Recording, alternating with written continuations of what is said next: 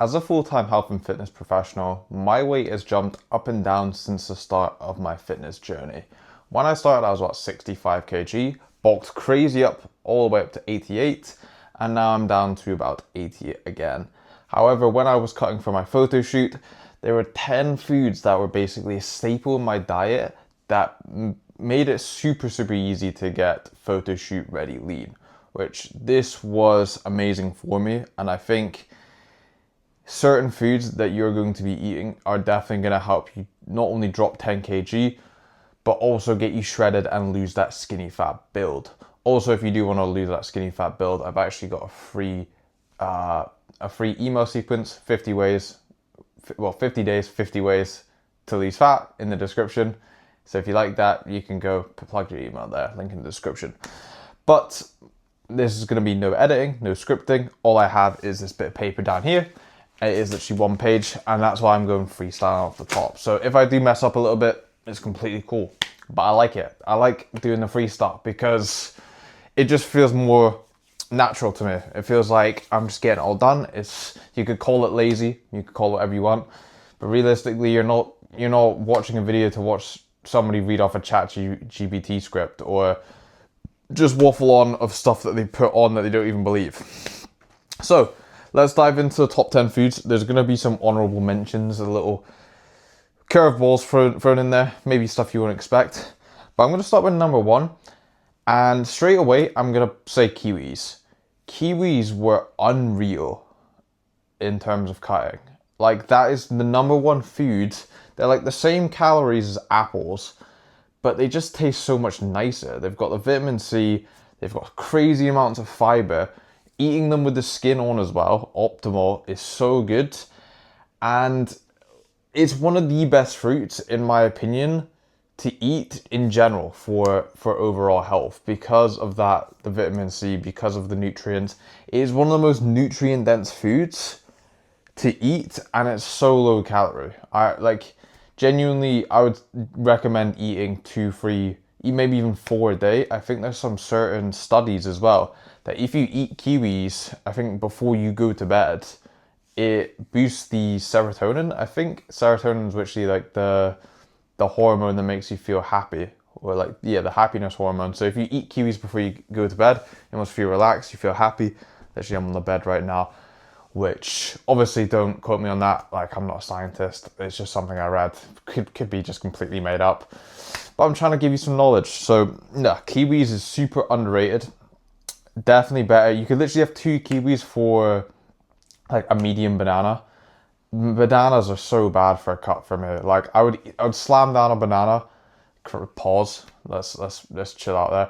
But like, you would just feel hungry right after. Obviously, it's got potassium in it, stuff like that, but it's just not ideal. So yeah, kiwis, if you're not eating them, get on them on the cut, because they are phenomenal. And as you can see, these are the credentials, the guns. Number 2, speaking of nutrient-dense foods, you knew this was coming. Eggs. And let's just get egg whites thrown out the window, because I'm not doing egg whites.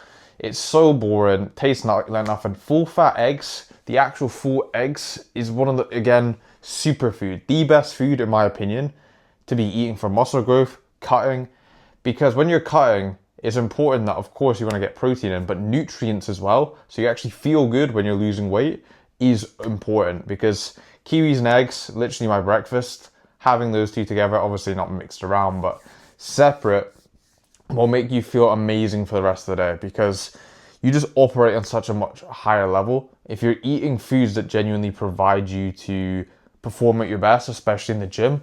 Like, having them before pre-workout is just going to change your entire life. I think eggs pretty much have every single,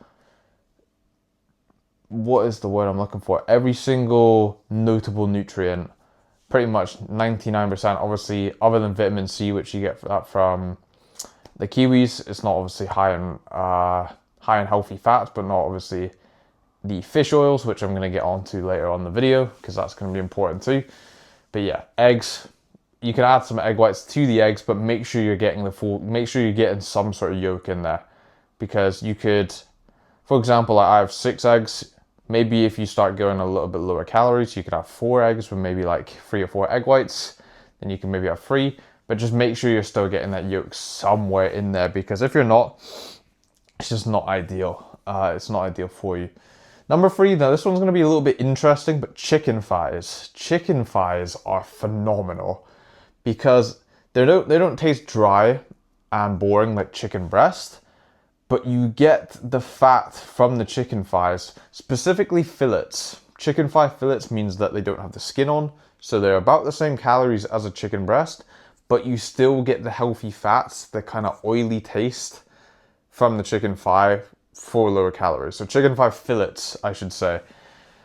I think this just makes chicken still taste good. Of course, if you use like salsa seasonings, that's super important as well. You cannot lose 10 kg and lose your skinny fat build if you don't have the right seasonings in your cupboard, because that is super important as well. But chicken thighs paired with some mixed veg, which again, we're going to dive into that later on.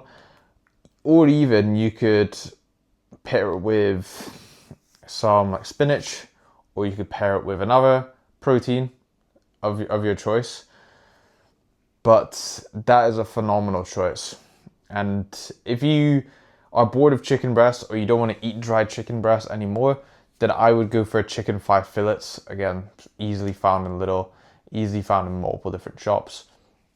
But that is my recommendation. And since I've started to have chicken thighs instead of chicken breasts, it's been a game changer for me. It's actually made me look forward to the meal instead of just eating a boring, plain, just fully protein meal, if that makes sense.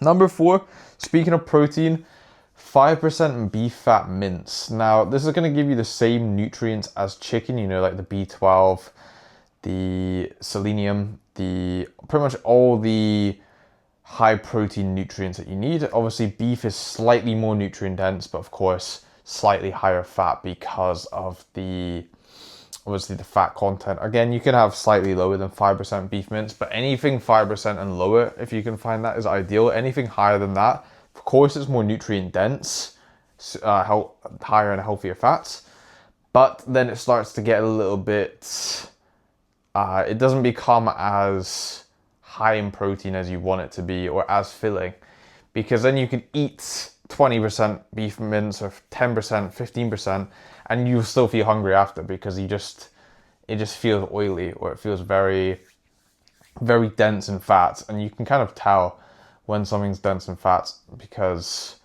the overall taste sometimes is almost like too much fats for your own good. And a lot of people start adding like butter to the foods, oils, and it almost just ruins it. I feel like it's important just to have the food naturally as it is. You can make them in burgers, you can make them in, what else can you make them in? Beef. You could just cook beef as it is.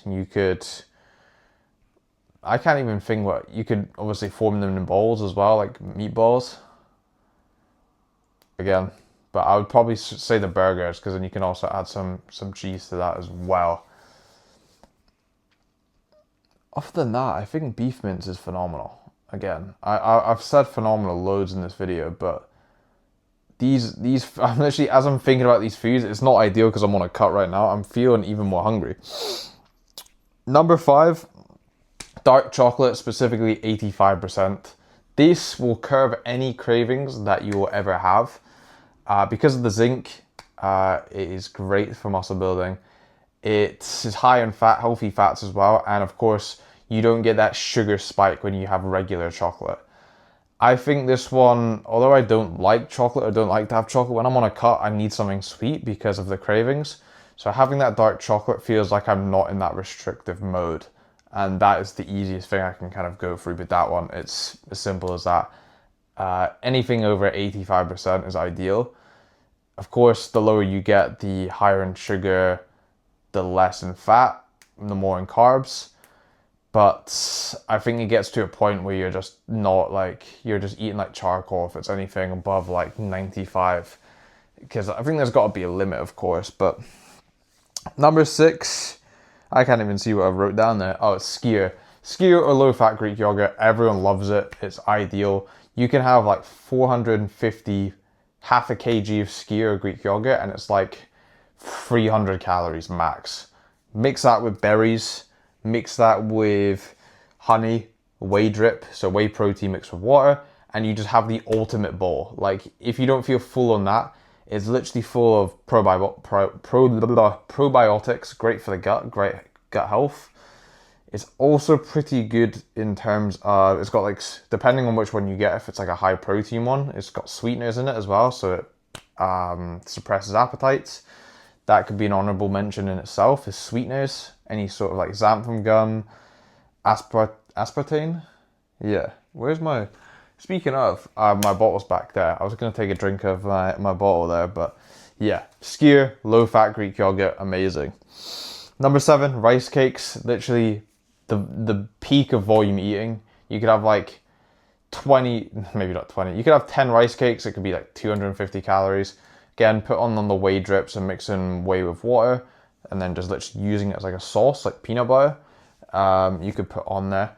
Then you could also put on honey, berries, literally the same thing. And if you ever feel like you have that craving for snacking, those are perfect because you're just straight up, you could eat as many as you want, and it's like genuinely you'll weigh about 50 grams heavier than before because they're so light, so easy on the stomach, great for pre-workout as well.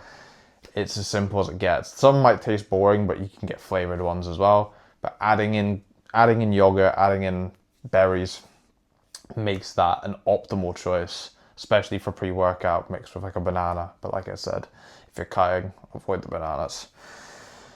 Number 8 and 9, I'm gonna mix these together. Blueberries and raspberries. If you buy these frozen, amazing, because these, you could eat loads of these and they're so good in antioxidants. So they're super, super filling, super high in fiber. They will keep you full for ages. These are my go-to when I'm hungry and it's at the end of the day and I need something to snack on. I would actually just start eating blueberries. It's like, I could eat like 80 grams and it would be like 20, 30 calories. It's so good. It makes you feel great as well. Obviously, other than the fact you might have purple around your mouth and you might just feel like, you might just look a little bit weird because your mouth's going to be all blue from eating the blueberries. But yeah, you can also put these in any sort of high protein recipes. Like there's loads of like cheesecake or banana breads, high protein ones that you can make with Greek yogurt, or like even like brownies and stuff. You can just put them on the top instead of adding chocolate or nuts or chocolate chips, and it just tastes phenomenal. So blueberries, raspberries, buy them frozen, a lot cheaper, and that will keep you going when you are at your hungriest. My final one, again, I mentioned it in the other earlier in the video, mixed veg. So again, massive bag of frozen mixed veg, super cheap, like £1 or £2. And you can get broccoli, cauliflower, spinach, peas, and carrots. All that frozen. I mean, there's not really any sort of veg that's the best for you. Of course, broccoli is like the go-to because of the fiber, because of the overall volume and the water. But there's not really a certain vegetable that I go to. Obviously, spinach is great for vitamin K, but I think it's just obviously getting a mix of everything so you have the right nutrients, the right volume, and once you eat like 500 grams of mixed veg, it's like 240 calories, decently high in protein as well, veg. A lot of people don't realize, and it just makes you feel good. Like, although I can't sit here and say keto or carnivore is going to be better for you, but it just adds more volume to your meals. Like if you just had a plate of protein, you're not going to be able to eat as much before you run out of stuff on your plate. But honorable mentions, I'm going to drop in sriracha as well. So there's not going to be any sort of like low fat anything there, but sriracha, Frank's Red Hot sauce as well, they're literally just made up of water and peppers. And also like the Nando's sauces as well. Those are going to make your bland tasting food or your terrible recipes taste amazing for literally no calories whatsoever. And those are a game changer, because if you're not using sauces, you are instantly putting yourself up to fail. However, these 10 foods definitely helped me drop 10 kg a lot easier than it would have been. But if you want to drop 10 kg and lose a skinny fat build over the next 50 days, like I said, link in the description will be my 50 ways and 50 days, to lose a skinny fat build, where I'm going to send you an email every single day at the same time, everything you need to know about fat loss. So I'll see you guys in the next one.